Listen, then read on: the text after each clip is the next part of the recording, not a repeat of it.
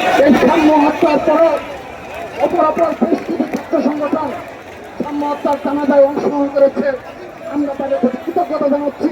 16 আগস্টের সর্বোচ্চ সুবিধাভোগী যারা এবং তারা ক্রেডিট দাবি করে তাদের কোন উপস্থিতি এই সাম্যের জানাজায় আমরা লক্ষ্য করিনি।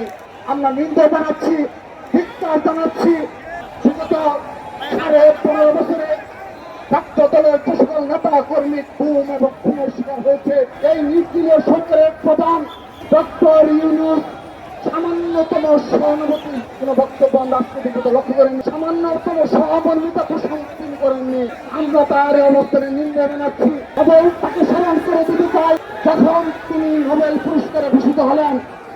বিএনপি চেয়ারপারসন, বিএনপির আপামর সকল নেতৃত্ব তাকে সাধুবাদ জানিয়েছিল। আমরা স্পষ্ট ভাষায় বলে দিতে চাই, যদি ছাত্রদল মনে করে এই সামর্থ্য